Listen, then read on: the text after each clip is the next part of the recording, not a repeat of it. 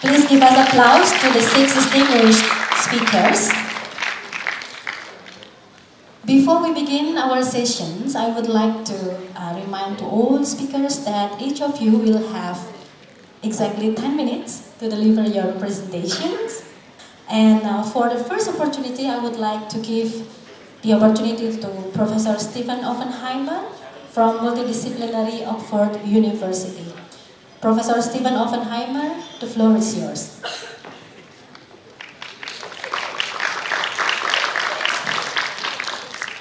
I wonder if I could have the first slide. May I thank the University of Indonesia for inviting me here. It's a great honour. I'll go straight on into the talk. And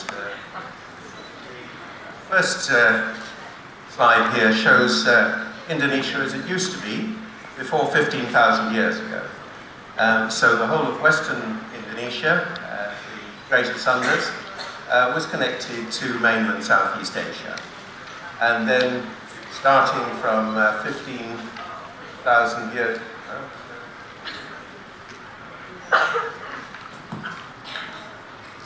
I can't advance the slide. Yeah. Over the last 15,000 years, there were 3 big sea level rises and has separated out the Indo-Malaysian archipelago.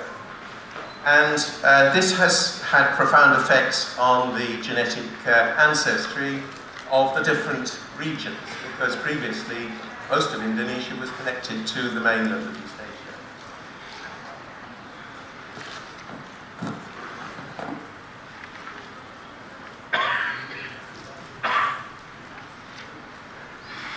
We're going to go through that again.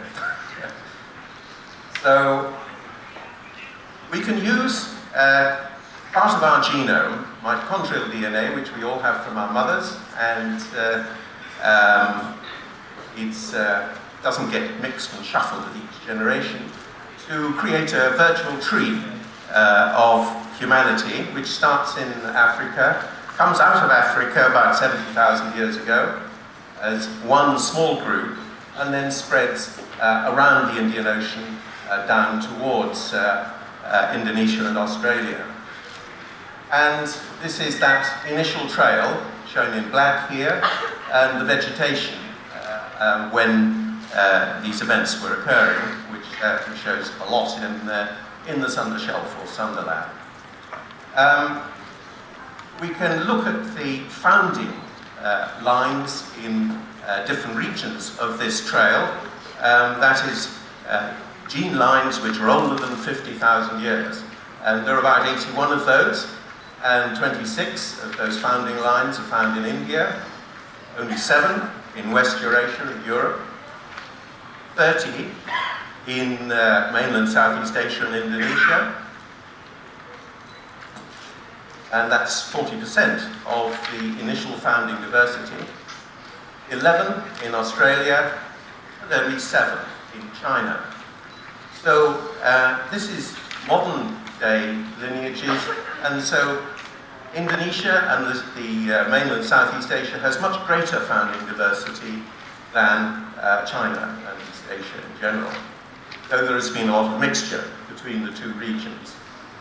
Now, moving forward to about 4,000 or 5,000 years ago, there was a theory which is still very dominant in the colonization of island Southeast Asia, that around 5,000 years ago there was a rice-growing, pot-making culture in Taiwan, which spread through the Philippines into island Southeast Asia and ultimately out to the Pacific. And all the blue there represents Austronesian languages, and all the languages in Indonesia are Austronesian. And the argument was that these people came out of Taiwan with their rice and largely replaced the original population in Indonesia, who were assumed to be hunter-gatherers, and therefore less successful than rice-growing farmers. And that is still the dominant theory. So it was based on language and pots mainly, and a little bit of rice, which was found in Sulawesi at 4,000 years ago. But there was another Neolithic expansion coming out of mainland Southeast Asia, which is now largely Austroasiatic speaking, but also Dai. That Neolithic also brought pots, but different kind of pots, the cord-mark pots, which are found at 5,200 years in North Borneo. And this shows the distribution of those ancient pots 4,000 and 5,000 years ago. The cord-mark pots actually occupy most of the Greater Sundas, that is Kalimantan, Sumatra, the Malay Peninsula, and most of Java. Whereas the red slip pots from Taiwan really only get into eastern Sabah and to Sulawesi and eastern Java. And these two different Neolithics were actually described quite formally by Atul Anderson in 2005. And so here we've got the Neolithic 1 coming from Thailand down the Malay Peninsula to Sumatra and Java. Neolithic 2 with red slip pottery coming down from Taiwan through the Philippines to Sulawesi and Maluku. And those two cultures, those pots, fusing together in the middle there. Now we've looked at the genetic flow of people. We can date mitochondrial DNA lines coming out of these two Neolithics.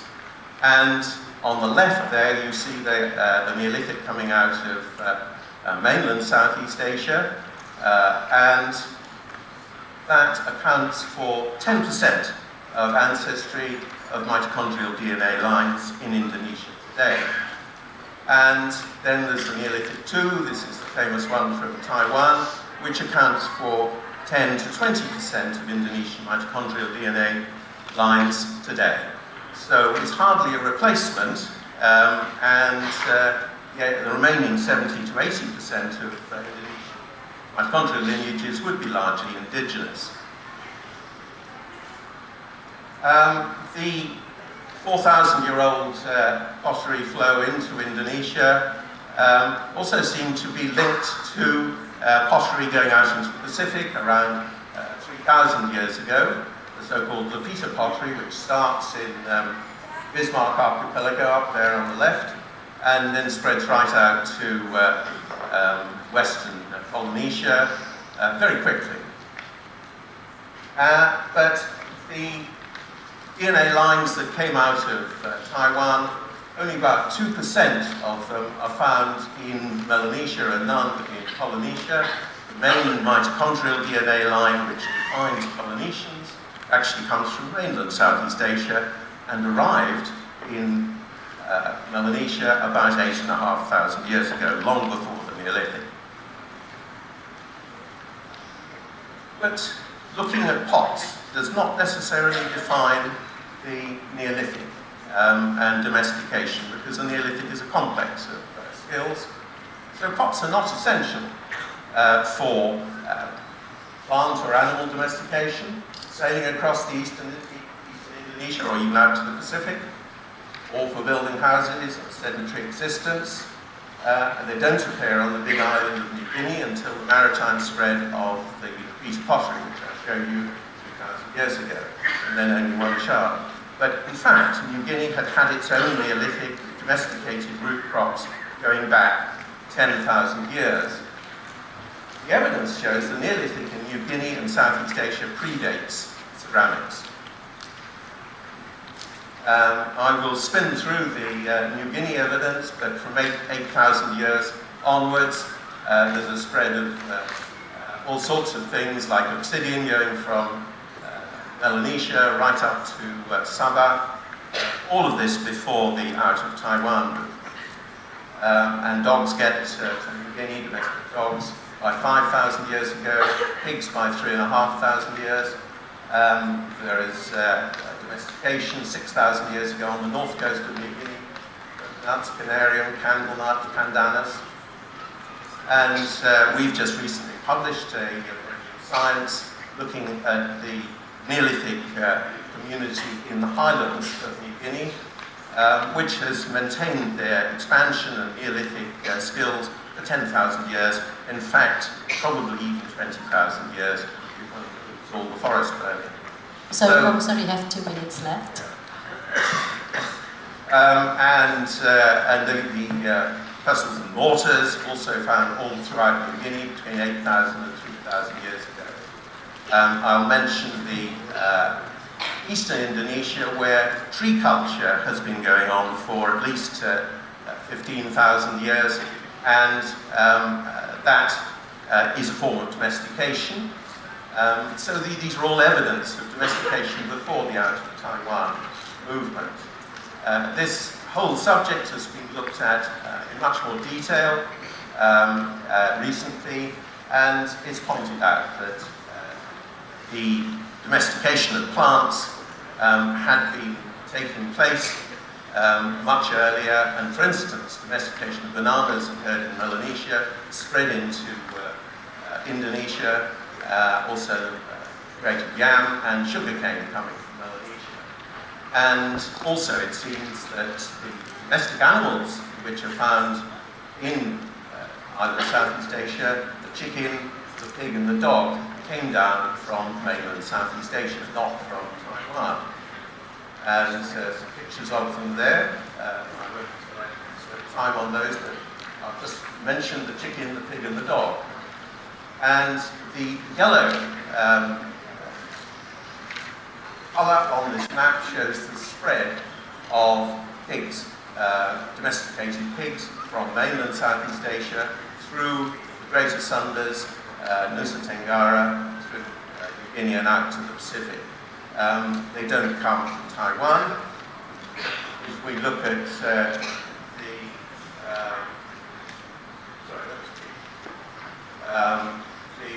domestication of pigs within eastern Indonesia, in fact, the Philippines warty pig was already domesticated 7,000 years ago, and spread to Flores and also to Maluku.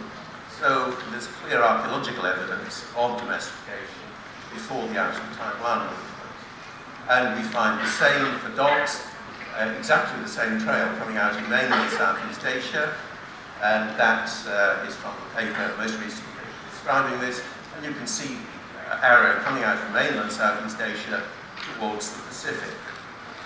And a very similar thing for chickens.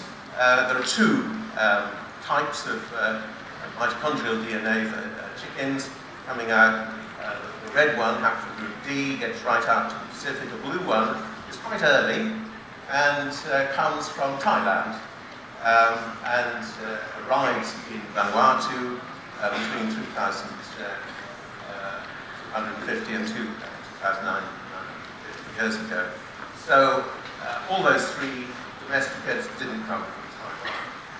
So in conclusion, there is human genetic evidence for 10 to 20% modern Indonesian human ancestry deriving from 4,000-year out of Taiwan migration to Indonesia. That's the Neolithic 1 came from mainland Southeast Asia, also carried pox and 10% of Indonesian ancestry. There is no genetic evidence for Taiwan being a source of early key domestic animals in Indonesia, Melanesia, or Polynesia. And this is against the indigenous population, Indonesia being just hunter-gatherers. They were already cultivating domestication. There is genetic evidence from mainland Southeast Asia being the original source of domestic dogs, pigs, possibly chickens in Indonesia, Indonesia. And the East Asian pig, Suscrofa, came in to Indonesia from the Malay Peninsula, and the Sulawesi pig was locally domesticated before out of Taiwan. Dogs arrived in Australia and New Guinea pre-out of Taiwan, and there's evidence for early Holocene plant domestication in New Guinea, with transfer to island Southeast Asia as local plant domestication in eastern Indonesia. Thank you very much indeed. Thank you very much, Professor Oppenheimer. That was very interesting that you have incorporated a synthesis of genetics, archaeology, geology, and linguistics in tracking the ancient migrations. So, for the second presentations, we would like to welcome Dr. Hayati Sari Hasibuan from the School of Environmental Science, Universitas Indonesia. Ibu Dr. Hayati, the floor is yours.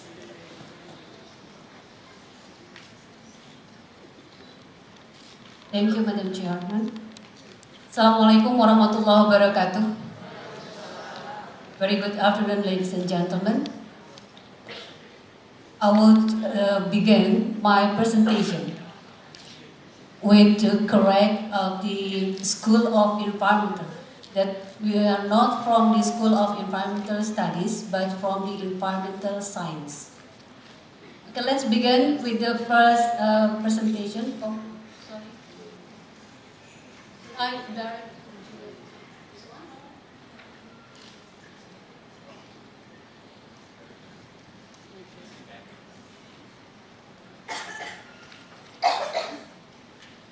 Okay. I start with this overview of the Indonesia. So the Indonesia is the fourth most populous country in the world. And this is 3.5% of the world population is here in Indonesia. If you imagine that 3.5% population of the world here in Indonesia. And almost 60% of the population in Indonesia are in Java Island.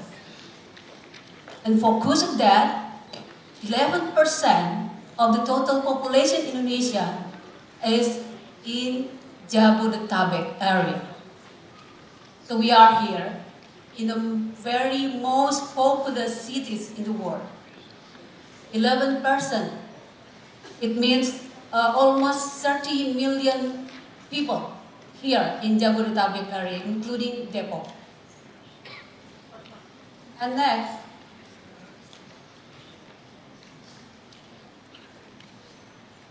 here, I already mentioned that we already, Indonesia has more than 17,000 islands, but concentrated 60% population in Java Island. But me, from the Sumatra, I live here in Java.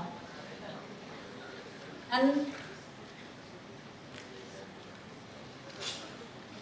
I have a problem with this. How is it?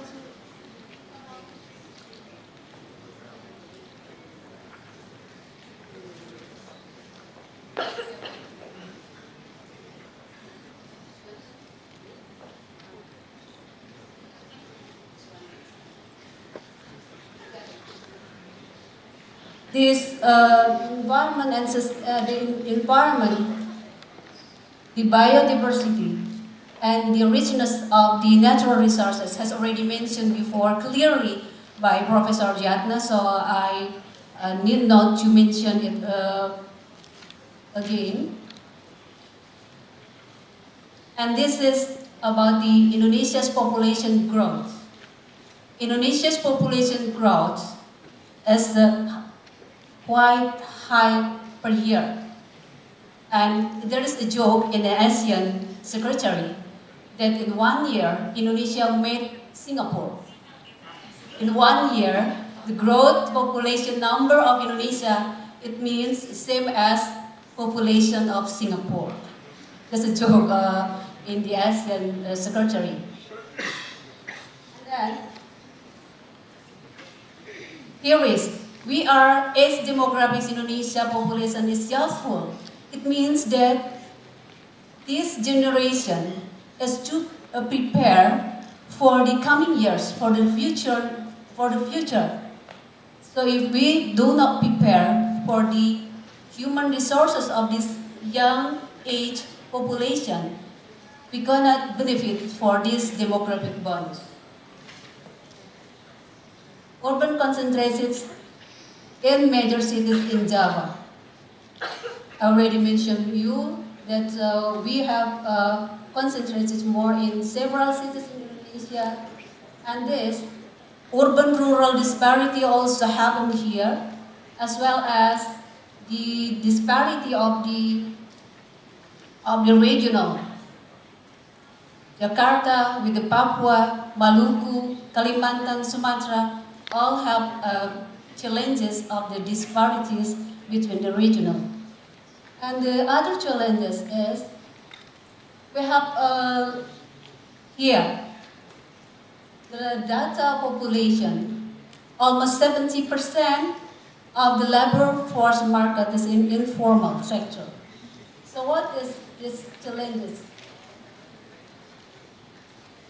The message is we are in the School of Environmental Science will thoroughly face it into the sustainable perspective with combine between the social aspect, economic and ecological aspect. So we do not see as a monodiscipline but multidisciplinary. And this is,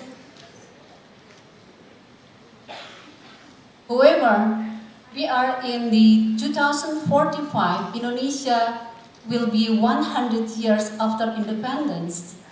And that's, we as a higher education has a responsibility to face it, the environment and development problems that faced by this nation, and also for the global problems, with a paradigm shift that look at the problem not as a one single entity problem, but should look at it as a cross-sectional subject, at the cross-sectional field that we have approached from the one single approach with the three-pillar approach: social, economic, and environment sustainability. And also the approach, this paradigm approach from the resource exploitation to resource enrichment. From the just to exploit the natural resources to the making of value added of the natural resources.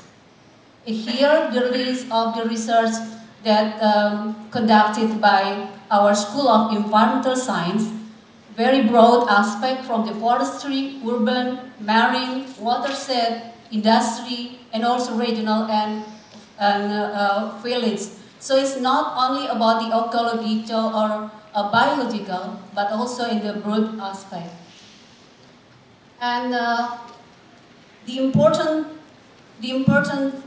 next is the how to communicate our result of the research to the stakeholders, especially to the policy makers. That's an important one. So that's why we make such a contribution and collaboration with all other stakeholders, from the local government to the national government to the civil society, NGO, and others, of course, other universities. So we are established in 1982, sorry, and doctorate degree in 2010. And now, student body of the School of Environmental Science already more than 120, and doctorate degree student with a student body of 75, and has graduated more than 900 master degree and 120 of the doctorate degree.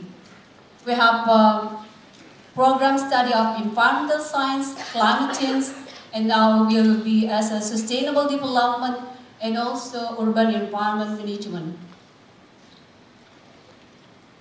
Here are our activities in shaping the better world. We did a climate action day, we did a green exhibition, green campus, and other of the environmental protection. Dr. Hayati, you have 2 minutes left. 2 minutes? Yes. It's too long for me. I have already the end of this. So this is my last presentation. We have collaborated with the Oxford University.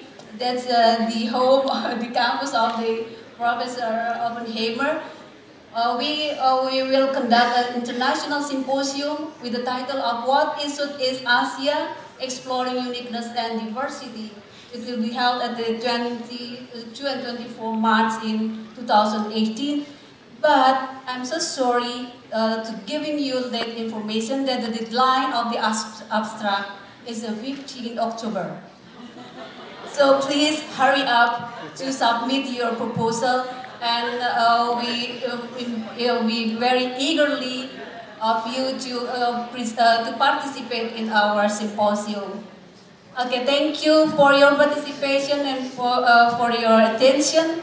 Assalamualaikum warahmatullahi wabarakatuh. Waalaikumsalam. Ladies and gentlemen, give us applause to Dr. Hayati Hasidah.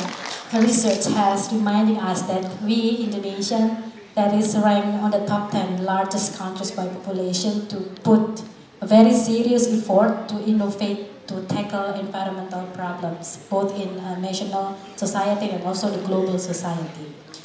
And for the next presentations, we would like to welcome Professor Andrew de Michel from the Melbourne Law School.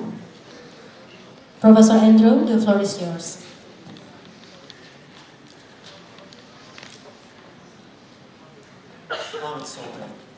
I would like to begin by thanking the University of Indonesia and particularly Professor Melda for inviting me to participate in this conference. Now, obviously, one of the key ways to make the world a better place is to improve the public health of citizens.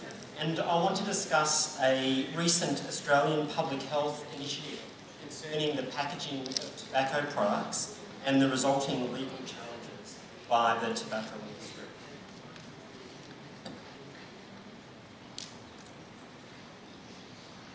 Go to the next slide, please.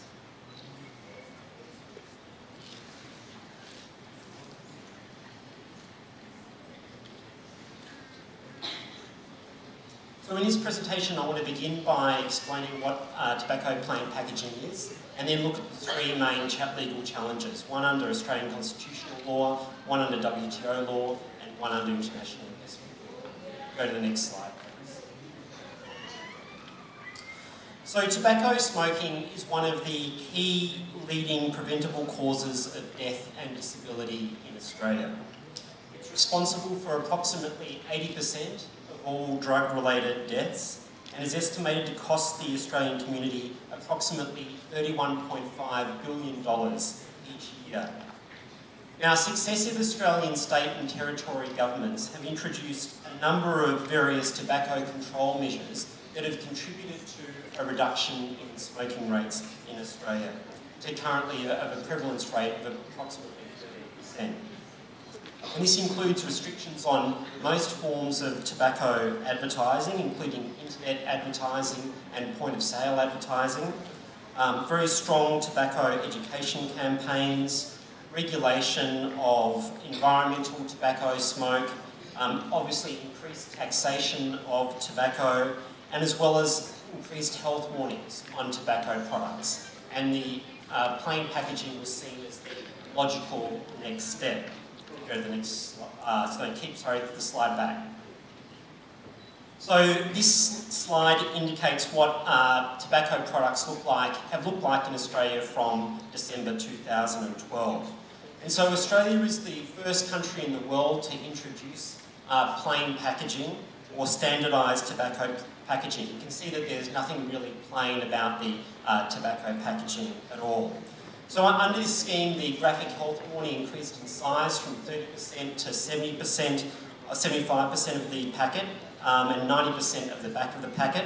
And there's a complete prohibition on the use of logos, colours, images, and promotional texts on these products. The colour of the packet that's not covered by graphic health warning is regulated. So it's drab dark brown. And the only real distinction between one particular type of tobacco product and the other is the brand name and the brand variant, which is all in a standard colour, position, size, and style. We go to the next slide, please.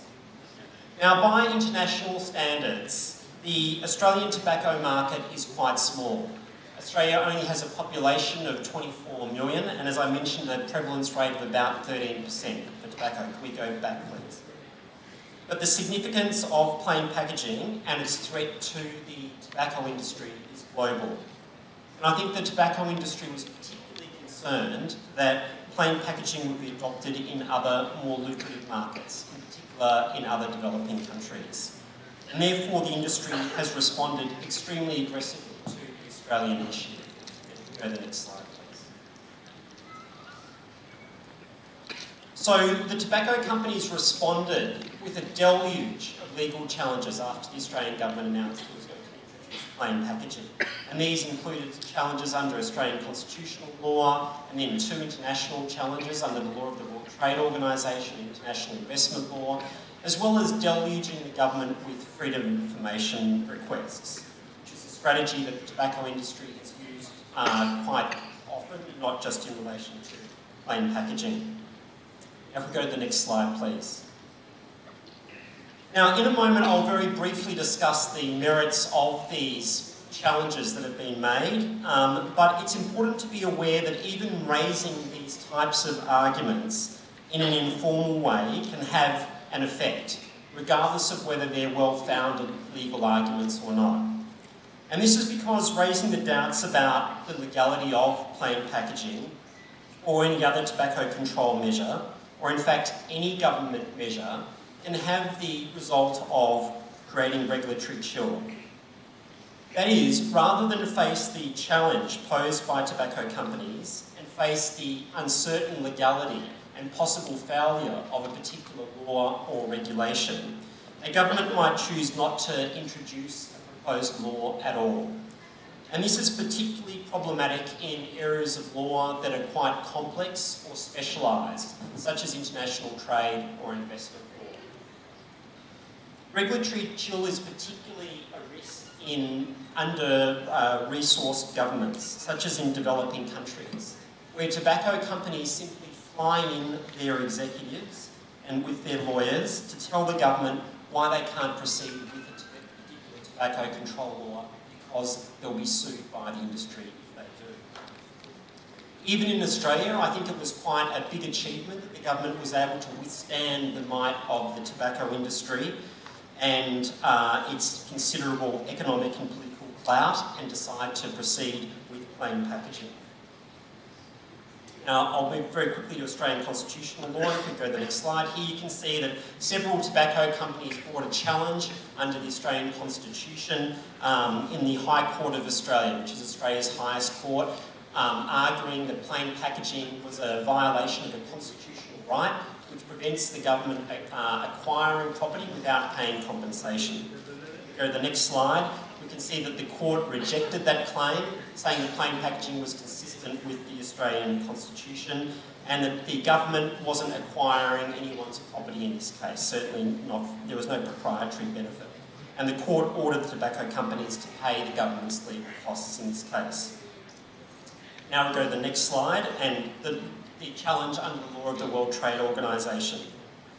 And so, in the World Trade Organisation, dispute settlement is state to state. So only one other countries can bring a WTO dispute against another WTO country. So the tobacco companies can't directly bring a case against Australia in this. But the tobacco industry has publicly stated that it would pay the legal expenses of any country that wanted to bring a claim against Australia about plain packaging laws. Ukraine, Honduras, the Dominican Republic, Cuba and Indonesia have all brought cases against Australia over plain packaging tobacco products, although Ukraine's complaint has lapsed. Go to the next slide, please. The complainants make various claims under different WTO agreements against plain packaging. One argument is that plain packaging constitutes an unjustifiable encumbrance on the use of trademarks under the TRIPS agreement, or is more trade restrictive than necessary to fulfill a legitimate objective under the TBT agreement, 2 minutes left, which concerns the technical regulations for the products, including packaging. Now, my view is that these agreements have inbuilt flexibilities, which recognise that WTO members, such as Australia, might want to impose regulatory measures to protect non-trade interests, such as public health. In my view, these flexibilities apply to permit a measure such as plain packaging. In applying WTO law, I think Australia's position is enhanced by the fact that it's a member of the World Health Organisation's Framework Convention on Tobacco Control, which has implementation guidelines that encourage parties to consider plain packaging. Now, the WTO panel that's deciding this case is made up of these 3 individuals, and they will deliver their report at the end of the year. And as I mentioned before, I think it's likely that Australia will win this case. We go to the next slide, which is international investment law. This case, and move on one more slide, please. This was a case brought by Philip Morris Asia against Australia under the Hong Kong-Australia Bilateral Investment Treaty. The next slide shows the timeline of this case, which was quite drawn out, and I think is part of the industry strategy to drag these cases on for as long as possible. Next slide, please. This was the allegations here that plain packaging was expropriating Philip Morris' intellectual property and that Philip Morris hadn't been dealt with in a fair and equitable manner. Next slide is the 3 arbitrators that decided this particular case, and if we go to the next slide, we see the outcome in this case, which was that the case was thrown out on the basis of a lack of jurisdiction. Here the tribunal found that it had no jurisdiction to hear this case and that Philip Morris had engaged in an abuse of rights. Because in this case the government announced that it was going to introduce plain packaging. Philip Morris Asia, a Hong Kong company, purchased all of the assets of Philip Morris Australia 10 months after the government announcement, and then used that corporate restructuring to bring a claim against Australia via the treaty. And the tribunal said that was an abusive process and was unreasonable. If we go to the next slide, please. So to conclude, I think the tobacco industry's fears about plain packaging were very well founded. Smoking rates in Australia have fallen at their fastest pace in more than 2 decades following the introduction of plain packaging. The daily smoking rate fell 15% between 2010 and 2013. There's been no evidence of an increase in illicit sales or a flood of cheaper brands, despite the industry claiming this was going to be a result of plain packaging. There's evidence of smokers reporting a drop in quality and increasing their calls to the quit line, which provides help to smokers looking to quit. If we go to the next slide, I think this is also a very legal measure. Australia has won the investment challenge, as I mentioned, and my view as an academic specialising in this field is that Australia will also win the WTO claim, which is also the view of most lawyers that aren't paid by the tobacco industry. Australia's law doesn't discriminate between imported products and locally produced products. It applies to tobacco products wherever they're from. The law is based on legitimate health grounds and empirical evidence about the impact of packaging on consumers and potential consumers, in particular children. Australia's successful defence of these legal challenges is very important internationally, because the legal questions that it raises are important for other countries that want to improve their packaging of tobacco and perhaps introduce standardised packaging, and also what countries are thinking about doing about introducing warnings and other labelling restrictions on alcohol and unhealthy foods. Thanks very much.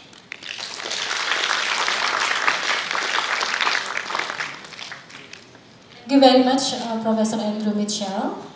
It's very interesting presentations. Talking about the tobacco industry, we also have quite same problematic problem in Indonesia, because in one hand it contributes to quite significant revenue for our GDP, but on the other hand it's also responsible for causing a huge serious health problem, and we are now still in the struggling on how to regulate this particular tobacco industry. And as for the fourth presenter, we would like to welcome Dr. Yeti Komalasari Dewi from Faculty of Law, Universitas Indonesia, to deliver her presentation. Please welcome.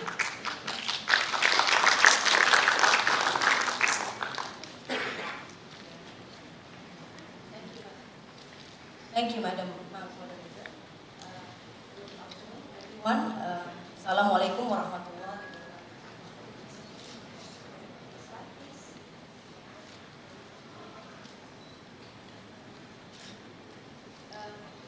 wabarakatuh. When I was informed that the team of the summit is making a better world, I choose my research. I'd like to share my research on this issue, transparency in beneficial ownerships in Indonesian case. Next. This is the outline of my presentation, because we are running out of time, so I just skip it, Next, please. Now, the background of the research.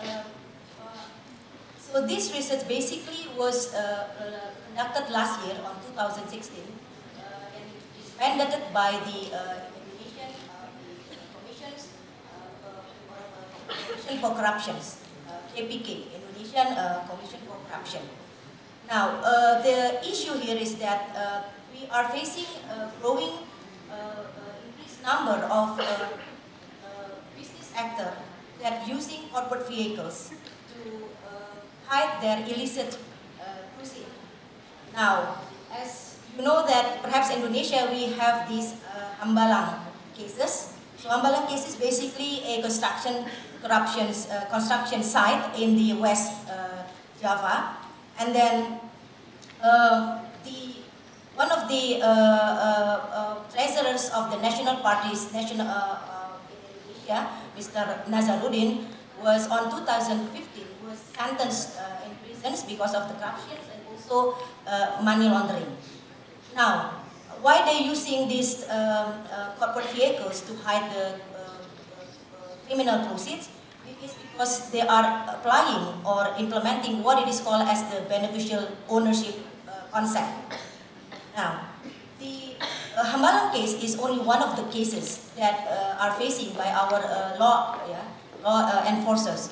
Now, there are many cases similar with the hambalang cases, and now we are still facing it. Next, please.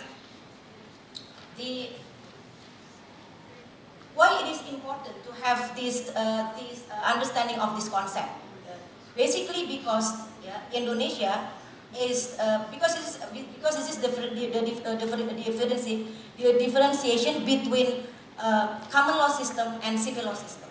So in the common law system, they know what it is, the concept of the trust, which is basically a property concept. In that concept, from the very beginning, you would differentiate between the legal owner and the beneficial owner. And Indonesia, as most of the civil law tradition countries, we do not recognize what we call as a dual ownership concept in our property law. So in our property law, the ownership would be single ownership concept. That means from the very beginning, we do not have this kind of scheme or concept. So this is very important to understand. Now, in other words, from the very beginning, when companies, for example, registered its artificial persons or legal entity status, the legal owners is basically the beneficial owner. So so in all of the, I will show you later on, all of the regulations, existing regulation in Indonesia does not differentiate between the legal owner and the beneficial owner. The next slide. Now, the terms of the beneficial owners, firstly introduced in the tax regime. I also should note that we already know that in the tax regime, because of the very first tax treaties in 1966. In the 1966, we have the tax treaty between UK and US, and then in the international auspice, then the concept is growing.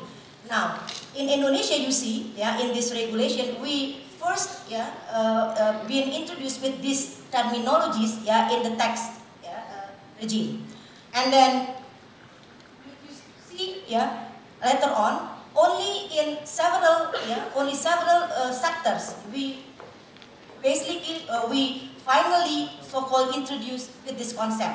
And afterwards, yeah, we have the capital market in 1997. We revised our capital market law in 1997, then introduced the what is called as a trustee concept only in the capital market and also in the banking sector. Yeah. And then you will see this one, only these relevant or 3 or 4 sectors in Indonesia that the terms of the beneficial owners is being introduced. But so it is not a general concept. So basically, this slide provide with no definitions or no single definition on beneficial owners. Next slide. This is the current situations of the company registrations. You will see also, the INTRAC is basically the Indonesian Financial Intelligence Units. So basically, the company have to provide information or required information. But you see, all of this required information, they do not have to provide the beneficial owner of the company. This is we have like 5 regimes under FU, under Central Bank of Indonesia, next under also the Financial Services Authority. We also have this required information, and then the second one under the Ministry of Trade and the Ministry of Law and Human Rights, which is basically the 2 authorities that governing the companies in Indonesia, whether it is a company that having a legal entity status or not a legal entity status. You see, all of them, even though it is required to provide the information, but not the beneficial owner or the ultimate beneficial owner. So, our existing law does not oblige us to provide this kind of information because we do not know that kind of concept. But because this concept has been misused, then we have to take a step to remedy. Next, please. Just this is like also to give you some problematic and also complexities of what informations on company in Indonesia. So you have this uncentralized data. There is no check balances. Different interpretation on the beneficial owner definitions. And then also the company registrations you do not require to provide the information. And also it is difficulty to access the beneficial owner information. So what has to be done? I think now in order to this is some reasons that we need to regulate the transparency. So we need to keep up with the international with the development of the new modern era. So even though we don't recognize the concept, but we have to make a regulation on certain sectors that previously introduced this kind of concept. So it is in, for example, banking sector, in the capital market, and also in the financial services that introduce this kind of concept, but not as a general concept of the property. I would say that I emphasize this as a number 1 for the companies because just to remind us that the companies, even though it is a small medium companies, is basically our backbone economy. So we need to enhance the integrity of the companies, not to being abused by the bad faith business actor.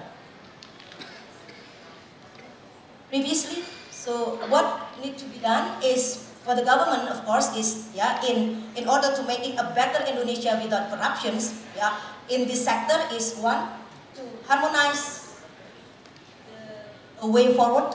Please, right? A way forward, please. Yes, to harmonize the concept of the beneficial owners and also integrating database and also updating it periodically. And also improving cooperating between government institutions. This is at least that has to be done by the government of Indonesia in order to save Indonesia a better world without corruptions. Now I just have 1 minute lapse because I was mandated to also next please to also present the issue about the president of the Faculty of Law of University of Indonesia. So our faculty, yeah, we have two programs here, undergraduate programs and also graduate programs. Well, we in fact are going to celebrate our 93 years because we, as the oldest School of Law in Indonesia.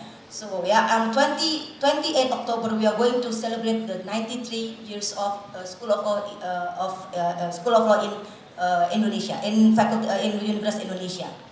Now, this is the program that we have. We also have the international next class program. Perhaps in Universitas Indonesia, the international undergraduate class program in law is the youngest faculty, yeah, KKI program or under the IOP program, yeah, because we just has been established 2010, yeah, and then afterwards we do receive many exchange students, and all on the this program, international program, we have what we call as a single degree program because law is a very unique characteristic. So we have a single degree program with the exchange students, and we also have the degree, a joint degree or double degree program, yeah, with the University of Canberra, Australia, and now we are still negotiating also the joint degree program with the Groningen University as well as the Maastricht University. And in the master program, we also having the negotiation with the Tohoku University, Japan, and also the, if I'm not mistaken, the University of Washington, Seattle, United States, on the exchange program. Next. For the research, we have this kind of research centers, you can see.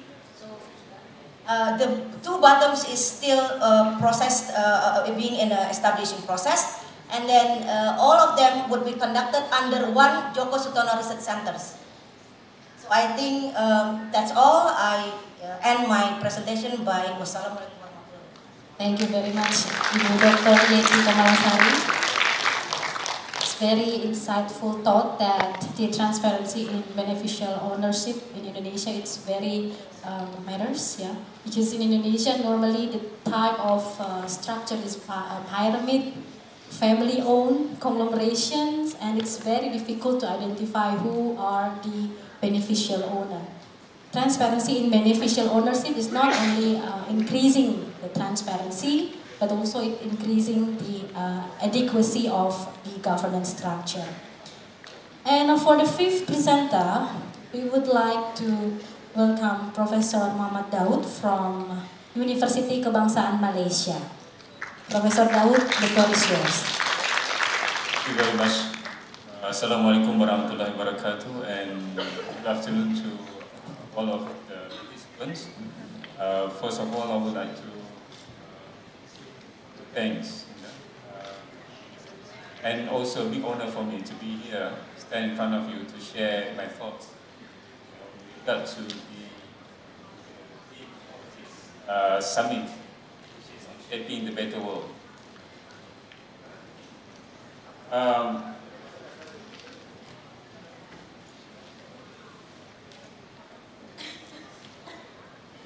I would like also to congratulate the ASEAN communities for the 50th anniversary of ASEAN.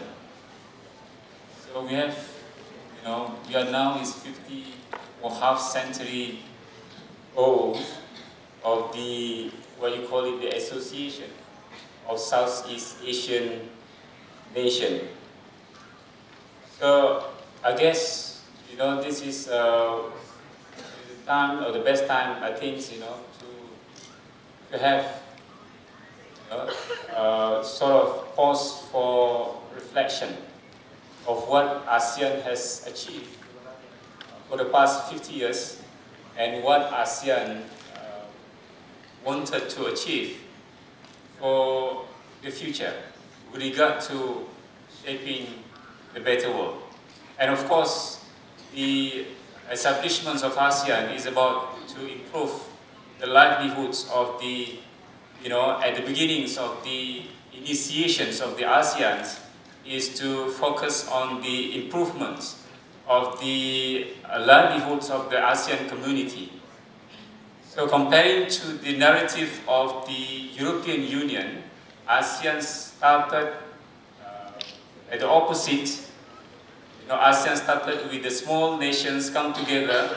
In 1967, they initiated some ideas to have forums by themselves so that they can have their own saying and they can preserve their values.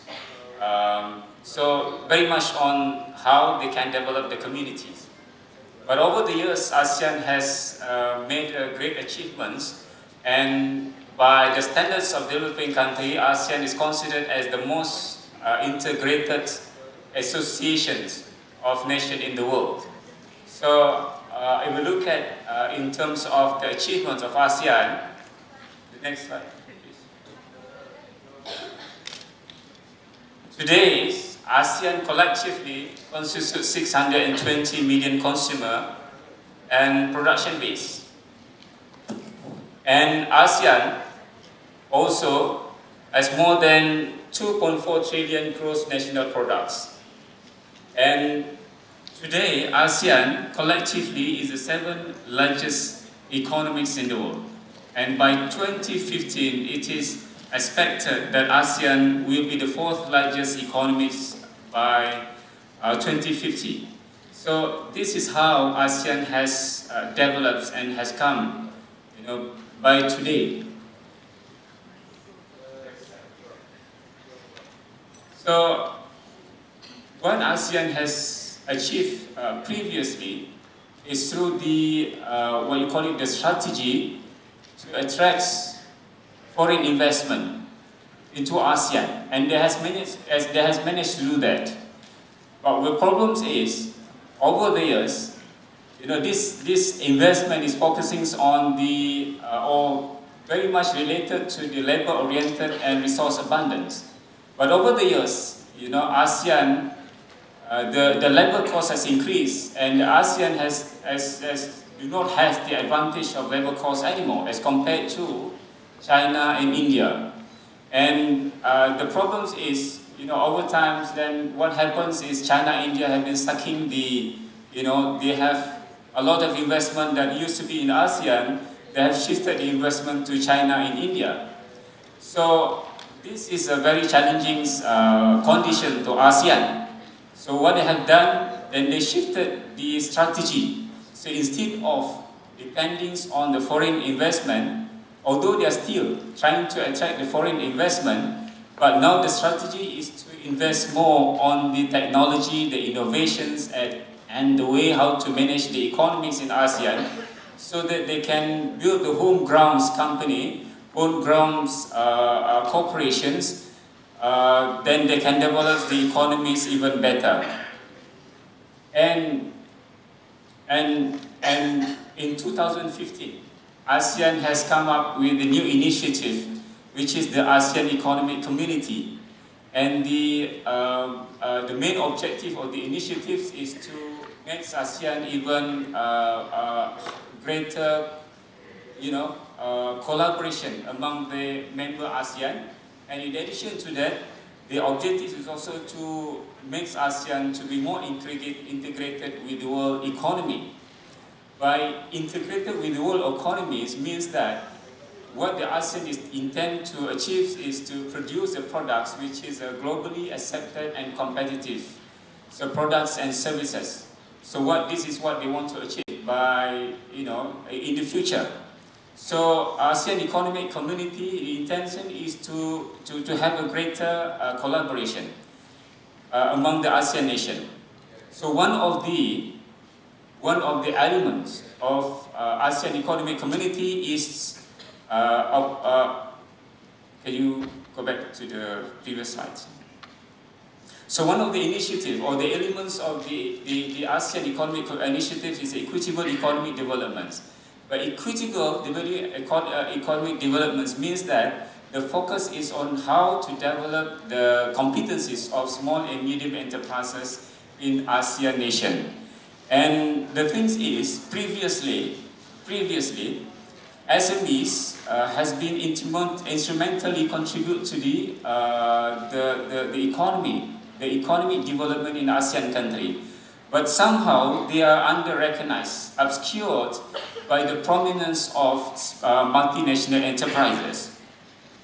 So if we look at the contributions and the importance of SMEs to the economy in ASEAN, as of today, SME contributes or constitutes more than 88% of the total establishments in ASEAN countries. And SMEs also contribute in terms of more than 50% of the employments in ASEAN country. So by looking at the statistics, so the roles or the contribution of SMEs to the ASEAN nation is very huge. However, in terms of the international business, in terms of penetrating the overseas market, the export value of small medium enterprises as compared to the total value of exports of ASEAN nations range between 10 to 30%. By developed country standards, SMEs contributes more than 50% of total exports of the nations. So this to show to us that there are a lot of room for improvements for the SMEs. So what is more important today is, can you go to the next slide please? So what is important today is how to strengthen the ability of SME to compete in international market, in particular in ASEAN market.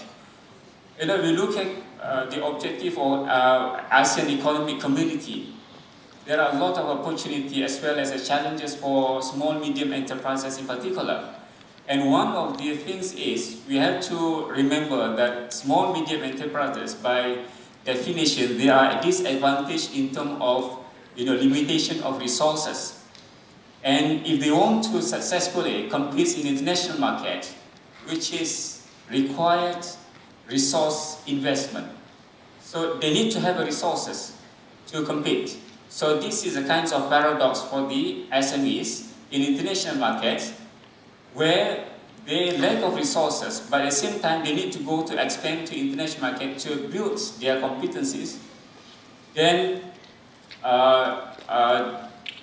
to build their competencies.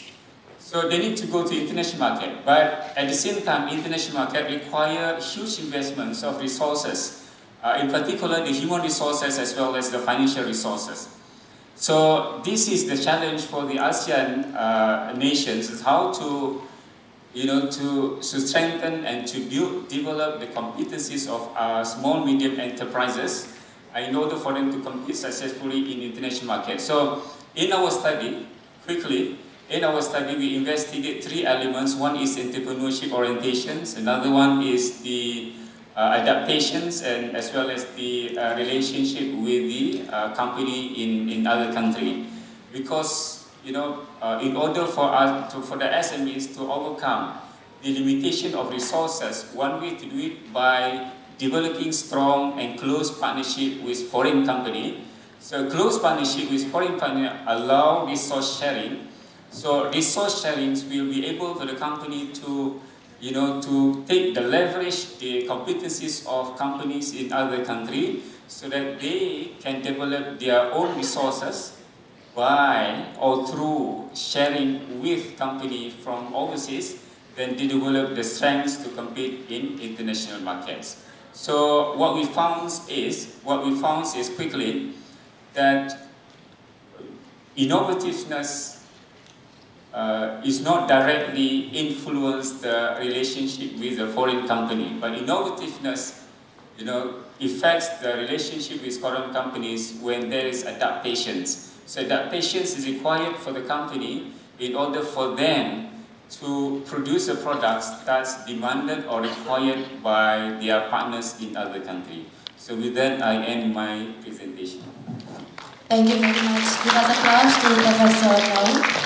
That was very insightful talk that the Asian has potential, huge potential in developing SME. So it is now the time for us to develop competence for the SME so that they are able to compete globally by providing competitive products and services. Ladies and gentlemen, it is now the time for the sixth presenter. Dr. Permata Wulandari from Faculty Economics and Business Universitas Indonesia. Dr. Permata Wulandari, the floor is yours. Assalamualaikum warahmatullahi wabarakatuh. Let me introduce myself first. My name is Permata Wulandari. I'm a lecturer from Faculty of Economy and Business Universitas Indonesia and also Research and Laboratory Manager, Center of SME, Faculty of Economy and Business Universitas Indonesia. So this is our topics about socio-demographic determinants of credit rationing, ultra micro SMEs. This is below the micro SMEs in Indonesia, Baitul Mal wa Tamwil.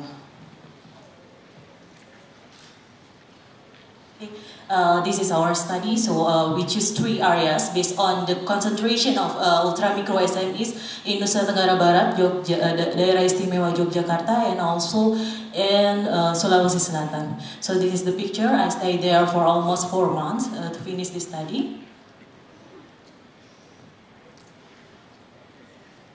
Okay, the research background, that there is still problem that credit is not being channeled, especially to ultra micro SME, or they are called as people at the bottom of the economic pyramid, because they unable to attain a stable sources of income, because there's no stable sources of income, and also there's no collateral to be shown. And then they face a complex problem of relations of credit rationing. So what are the socio-demographic characteristics that influence credit rationing? This is the research question. And then background. Back. Okay, the research background here. 11.3% Indonesian people are ultra micro SME with monthly income below $24, lack of education, lack of access to clean water, health and sanitation. Minimum participation in formal financial institution. They only have account in formal banking institution about 36%. When it is compared to Malaysian is around 80%, so we are really low. Financing is only 18%. Most of them prefer to borrow from friends and relatives, and they still face a credit rationing problem. And then issue in Islamic microfinance here that many people still use loan shark, and also discrimination to gender. For example, like only give to man or woman, and disability and payment ability. Next. And it is our research objective. The first is to analyze factors that determining credit rationing to Muslims and the BOP in the BMT in Indonesia, or BOP is ultra micro SME here. Contribution is to allow lender to know how to screen and assess the risk of the client. Next. And this is the credit rationing. If there is credit demand, if there is no credit demand, it is categorized as non-credit rationing. But if there is credit demand and then they feel afraid to borrow, it is categorized as discouraged people. And there is also if they are grant for financing, if they only get, if they don't get a grant of financing, they are categorized as completely rejected. And if only partial, they are categorized as partially rationed. And next, the hypothesis here that age is minus means that the older people will got credit rationing occurrence lower. Gender, male is preferred than woman to give the financing, and also income. The higher income will get the problem of credit rationing lower, and also proximity. Proximity is distance. If it is more than 2 kilometers, they will face more credit rationing problems.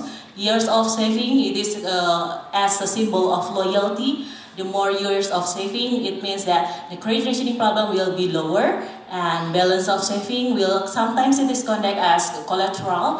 The more balance of saving will reduce the credit rationing problem. Years of education, the more years of education will reduce the credit rationing problems. Dependency, the more dependency, the more children they have, so they will got credit rationing lower. Credit rationing higher, head of household. If the respondent is head of household, they will face lower credit rationing problem. if they have salary, sometimes they are working as a nanny, sometimes they are working also as the ultra micro SME. So if they have monthly salary, they will face a credit rationing lower and access to previous financing. If they have access to previous financing in the BMT, they will have a credit rationing problem lowers. So next. This is the first model, and this is our final model. It is the derivation of the first model, and then we are using a multinomial logistics here. Next. Our sample here in Sulawesi Selatan, Nusa Tenggara Barat, and also Daerah Istimewa Yogyakarta for almost 2,650 borrowers, especially ultra SME borrowers. The sampling requirement is Muslim at the BOP, being a member of BMT, married, having child and also children, and staying in that area for more than 1 year. The next. This is the statistic descriptive. I think it is skip. Next. Okay, the result. Next. Based on the result, it is shown that younger borrowers will get lower acceptance in financing. It is because their income will be usually lower than older borrowers. Then men are more likely to be fully funded compared with women. This is really tragic that Islamic microfinance symbol is how to empower the woman. And dependents, family with more dependents will have more credit rationing problems. Next. And positive balance of saving account. Respondents who have positive balance of saving account are less likely to have a completely rejected. It means that they are preferred. And salary borrowers who have regular salary will face lower credit rationing. Monthly income, the probability of respondents who have low monthly income being completely rejected is higher. And then years of formal education, the more educated the person is, the easier for him to get the financing. Okay, next. Access to private financing will have negative influence on credit rationing occurrence. Proximity, people who lie closer to BMT will have easier access to financing, and years of saving has negative influence on credit rationing. And then next, the policy recommendation here is how to enhance the participation of women in BMT especially. And then despite they use regular and fixed salary because they are working as the ultra micro SME, income is more preferred as the credit rationing determinants, and also provide credit plus financing. Not only give financing but also give such as education, such as health, etc. And realization of one village, one BMT to solve the proximity problem. And then next, this is the Faculty of Economic and Business. Next. We have established in 1950 as the first economic school in Indonesia, one of the best economic school in Indonesia also, best accounting major in Indonesia in 2013, and also best economics major in Indonesia based on the KIAS World ranking by subject in 2013. We have accounting, economics, management, international class, Islamic business, and also Islamic economics. Next. And if you want to contact us, this is our contact at fbi.ui.aceh.id. This is our website, and we also have email, Twitter, etc. And next. Okay, I think that's all my presentation, and then our goal is how to enabling the financial inclusion, especially for ultra micro SME. Assalamualaikum warahmatullahi wabarakatuh. Thank you very much, Dr. Permata Wulandari.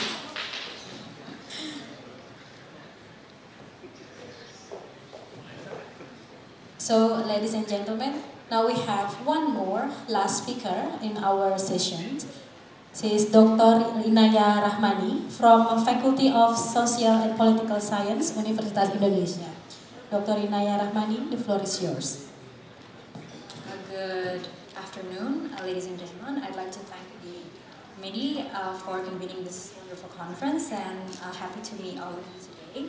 My name is Inaya Rahmani. I'm from the Department of Communications from the Faculty of Social Sciences and Political Sciences, UE. I'm also the head of the Communication Research Center. The finding that I'm presenting to you today is part of my several year-long research that I have published in several places. in regards to insights regarding how there are contradictory processes in democratization. First slide, next slide.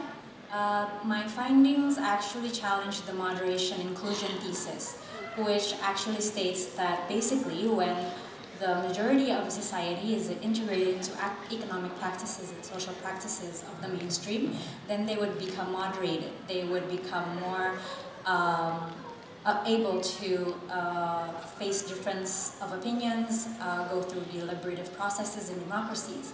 In many places around the world, including Indonesia, currently we can see this in the United States, we can see this in UK's Brexit, we can see this in Russia's Putin, that electoral politics actually has created a more radicalized, so to speak, for lack of a better term, or conservative opinions regarding democratic processes. And this can be seen in the ways the Muslim middle class in Indonesia participates in its democracy.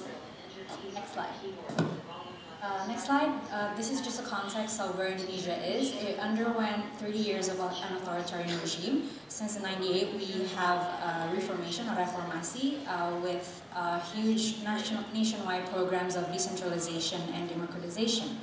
So previously, over 30 years, Islamic politics have been stifled through heavily regulated civil society movements, heavily regulated media system, and close to the 90s, it was liberalized slowly through free market mechanisms. And I'd like to argue that these processes have fundamentally changed the way Indonesian society is, and this goes out in the way we express our opinions in public spaces. Next slide. This was called by Martin van Braunissen as the conservative turn in Indonesia's Islam. For 30 years, we were known as the smiling face of Islam in comparison to Middle Eastern Islam. And suddenly, after the 90s, Islamic politics have leaned towards hardline Islamist groups. And actually, the more liberal commercial media system has captured this and commodified this and displayed violent images of terrorism within Indonesia. But this has always been on the fringes throughout the 90s. In the mid-2000s, for some reason, which I would like to argue today, the mainstream society of middle-class Muslims have actually become more individually authoritarian, and this has shown in the way Muslims have demonstrated through protesting the Christian Chinese former governor Basuki Cahayapurnama early this year. Was the demonstration.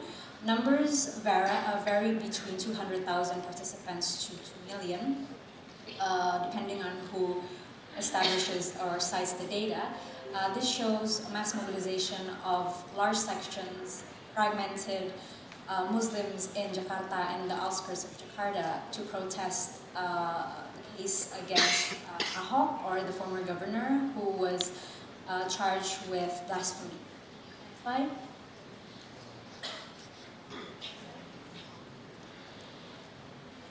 Okay, what I'd like to show is that citing Professor Fedi Hadis from University of Melbourne, who I'm conducting a research with, regarding why there is such a huge turnout of people demonstrating against Ahok, because rapid social transformations after the Reformasi, having gone through a relatively stable authoritarian regime in which Islamic politics have not surfaced or was heavily regulated, gave ways for different anxieties and aspirations among the middle class to express themselves through the public spaces regarding what they see as the enemy, which is the foreign, the distant, the Orient within Ahok. Slide, please. This is an example of people mobilizing themselves online. The picture shows people praying in front of the National Monument. It says, "You're lying if your heart is not moved by this picture." It has 1 million likes. Next slide. And it also is commercialized through, next slide please. It also is commercialized through t-shirts, which is being sold. The next slide shows a t-shirt showing 212, which is 2 November, which is the date when the mass mobilization took place. This t-shirt and the 4 November t-shirt is sold widely, and it has also opened up small retail stores. Next slide. What I'd like to show is that, next slide, the question is how has previously marginalized hardline narratives been mainstreamed into public debates? Next slide. What I'd like to show is that the very fast social changes which relates to the neoliberalization of Indonesian society, and this shows within the expansion, rapid expansion of the middle class. We only comprise of 25% in 1999, and this expanded to 45% in 2010. Next slide. And what we're actually seeing in democratic spaces is expressions of anxieties and aspirations of the middle class Muslims. Next slide. The anxieties are basically the anxieties that are being shown around the world. Where will my kids go to school? Will they be able to retain their religious upbringing? Will they be able to uphold their religious rituals when they participate in the economy? And this is why, next slide, we can see huge changes in the way the market is being developed. Next slide, please. This is the Indonesian middle class.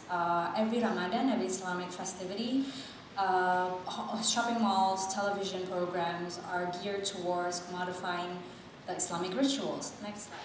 So you can see changes in the halal consumer experience. You see Islamic banking, you see Islamic Sharia hospitals, we see Islamic education slowly being part of the mainstream culture. We see Islamic housing compounds that basically segregates between Muslims and non-Muslims in a supposedly democratic era. Next slide. This is an example. There is Sharia hospital standards, there is a Sharia housing standard, there is Jakarta Food Festival, Halal Food Festival, and there's also the Islamic, popular Islamic school, Al-Azhar, in all urban sections in Indonesia. Next slide, large cities, sorry. Next slide. Islamic fashion, this is the halal tourism on the side. It's carried out by the state enterprise Garuda Indonesia, so it has been socialized into or previously state. This really shows is that there is fear and hope regarding the rapid changes in Indonesian society. It also shows when we look into the narratives that there are more privatized rituals within Islamic societies, Islamic social groups, because the mosques are no longer capable in inviting people to come, because people have longer working hours, huge traffic jams, congested traffic, so it's very difficult to maintain the social relations through the previously communal spaces. And these constraints have resulted in privatized da'wah in the Islamic housing compounds in small spaces and houses. So at the same time, it's very private, it's very individualized, and it's centered in the nuclear family, which also extends to, for example, Islamic weddings carried out throughout the year.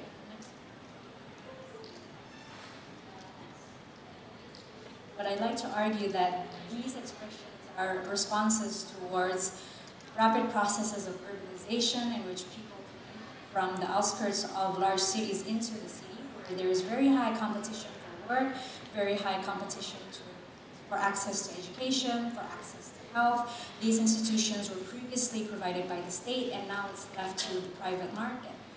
So you can see that these turmoils and anxieties of not having social security has resulted in louder voices in democratic spaces, which in one hand can show that there are much stronger opinions towards those who are part of the Islamic community. At the same time, the Islamic community is also fragmented. It's not based on a strong social basis in which organizations can nurture relationships within their social basis strong enough to provide work, housing, and basic social care. So those who are perceived as attacking the religious belief are perceived as threatening, are perceived as people who would like to take away that comfort that they get, the Muslim middle class gets from practicing modern type, commercial type religious rituals in formerly public spaces. Thank you very much for your time. Thank you very much, Dr. Inaya. for delivering your talk on radicalizations of the middle class Muslim in Indonesia. So, ladies and gentlemen, our session has now ended. So I would like to ask all speakers to take a picture together. Please stand forward and be here. In one line.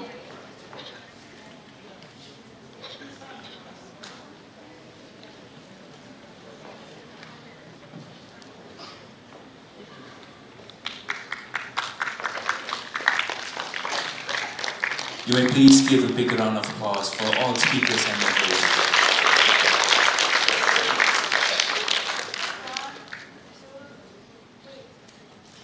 And because I'm a Y generation, please don't forget the freestyle photo.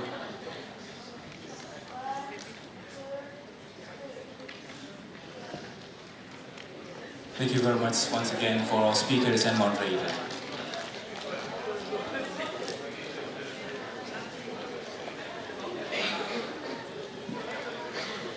All the speakers, you may sit back into place. We would like to inform you for chamber panelist presentation submission will be at the registration desk area, desk 4, and there is also a Wi-Fi information will be at the desk 3. And now, ladies and gentlemen, let us continue with the fourth plenary session, still on social and humanities. Moderating the session, please welcome Dr. Heru Suseto, PhD. Please give a big round of applause for Heru Suseto. In 2009 until 2013, Heru Suseto served as Secretary to Postgraduate Program Faculty of Law, Universitas Indonesia. 2014 until 2015, served as Manager of Academic and Student Affairs, and started from September 2015 onwards, has been serving as Manager of Cooperation, Venture and Alumni Affairs of Faculty of Law, Universitas Indonesia. And we hand over the plenary session to Mr. Heru Suseto. Thank you, Mr. Staff Ceremony. Good afternoon, ladies and gentlemen, distinguished participants and professors and scholars from all over the world. Very pleased to welcome you this afternoon at Morkan Arts Center. I will be a moderator for this session, and I would like to invite our participant or presenter for this plenary session for social and humanities. I would like to invite, the first one is Professor Ramon Hilarmo from the University of the Philippines. Please come over. And also Ms. Bernadette Cruz Hartanti, PhD from Faculty of Humanities, Universitas Indonesia. Please come forward. The third one is Professor Min Su from Waseda University. Please kindly come forward.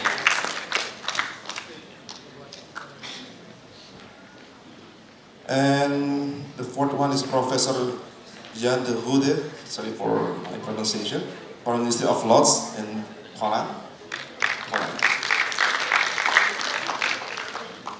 And Dr. Vishnu Juwono from Faculty of Administrative Sciences, Universitas Indonesia. Please kindly come forward. Yes. And followed by Dr. Serli Saragi from Faculty of Psychology, Universitas Indonesia. So we have 6 presenters from Philippines, Indonesia, and Tokyo, Japan, right? Prof. Minshu, and Poland, as well as from this country, from Indonesia. So we have 6 presenters, and every presenter will talk about around 10 minutes, and there is no question and answer, unfortunately. And okay, so let's start our session by, the first one will be Professor Ramon Hilarmo from the Philippines. For Professor Ramon, the floor is yours.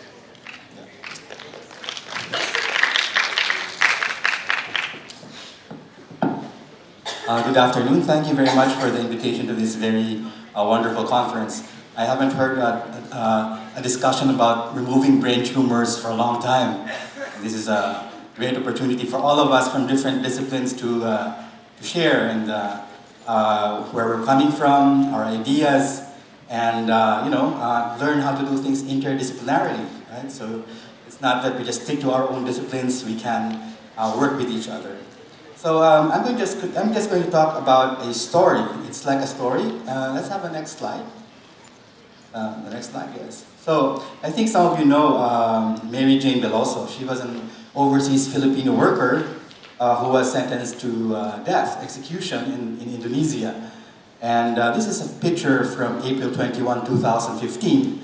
That is Kartini Day. So they're celebrating Kartini in the La Paz Wirogunan prison in Yogyakarta. She's now 7 years in prison and she's 33 years old. She was arrested in 2010 at the Adi Sucipto International Airport in Yogyakarta for the possession of 2.6 kilograms of heroin, although there was a strong indication that she was a victim of human trafficking by an international drug syndicate. She was meted out the death penalty in Indonesia.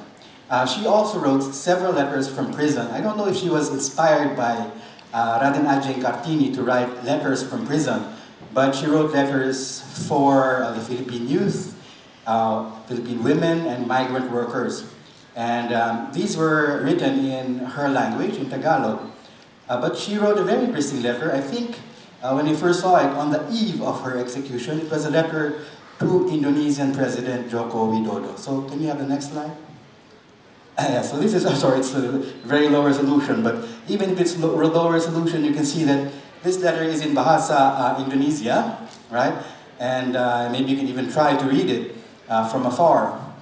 I've heard that some people who visited her in prison, I think a few months ago, they learned that she's now studying Bahasa Jawa also. No?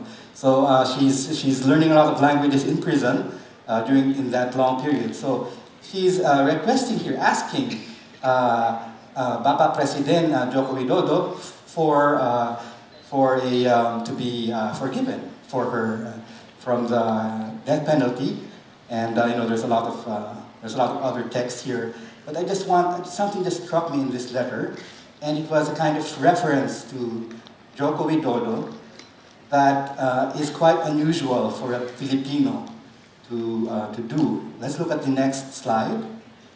So, let's look at this. Bapak yang mulia, saya percaya sebagai Bapak negara Indonesia, seharusnya Bapak melindungi anak-anaknya, terutama yang benar-benar tidak bersalah.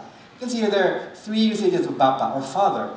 The first one, of course, is the one that has something with just the honorific, And then you have the Bapak negara Indonesia, the father of the Indonesian nation, a very general and formal title. But the next use of Bapak means that, he has to protect, melindungi his children, right? Especially those who are not guilty, especially those who are innocent. So you can see here, it rather struck me that she was requesting the father of the Indonesian nation to spare the children. And she considered herself a child of the Indonesian Bapak, of the Indonesian nation. This is a kind of very interesting slippage. Now, she also wrote a letter actually, to the Vice President of the Philippines at the time, Jejo Marbinay, with references to Jejo Marbinay, the Vice President, and President Aquino, the President at the time. This was a very big issue in the Philippines. It created a lot of, noise in the media, and there were lots of people, trying to work at the last minute to save Mary Jane's life. Let's look at the next slide. So this is quite small, but you can see that I want to show that there's a mirroring of Mary Jane Veloso's letter to Indonesian President Joko Widodo and the Philippine Vice President Jejo Marbinay. So at the top, of course, that's Bahasa Indonesia, and then you have the third row, that's Tagalog. So what she's saying here is, as a mother who has two children who are still small and need very much the affection of a mother whom they love. So I have two children who are still small. So she's just translating sometimes from the Bahasa Indonesia to the Tagalog text. But look at the table below. Look at that. So she says, as a father of the Indonesian nation, please protect your children, especially those who are innocent. Now, if you look at the English translation of the Tagalog text, as the second father of our nation, please save your children from danger, above all those who are innocent. So she's actually saying that she's the daughter of two nations. That, she has a father, Joko Widodo also, and then the father also, President Aquino, a child of two nations trying to negotiate her way out of the impending death penalty. Next slide, yes. So now I want to look at how the Indonesians looked at Mary Jane Veloso at this particular moment. So how do you do that? Of course, you can do a lot of things like interviews, etc., etc. Look at media, but I want to look here at the posts in Twitter, because as we all know, Indonesians are massive users of social media, not just Facebook but also Twitter. Can you go back? Go back to the first one. So I just want to show this.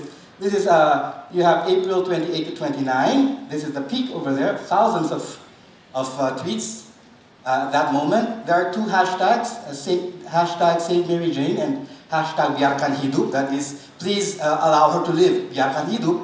And then you have these peaks, they were trending, they were the highest trending topic, it was the highest trending topic in the Philippines and Indonesia at that very moment. And there was a lot of what were they saying in these tweets? We can look at it, but you can also notice that over there's a sudden spike in the number of tweets about Mary Jane Veloso. Not very much, but there's a spike over there in 2016, September 13. Now that spike was caused by a conversation between Duterte, our current president, and Joko Widodo. If you remember that meeting, Duterte told Joko Widodo, if you really want to execute her, then just go ahead, right? He said, so that's the reason for that sudden spike over there. Now let's look at the content of the tweets in Indonesia, because tweets constitute some kind of bounded discourse. They show us a kind of discursive field where there are things that can be said and things which can't be said. Right? So let's go to the next slide. Yes.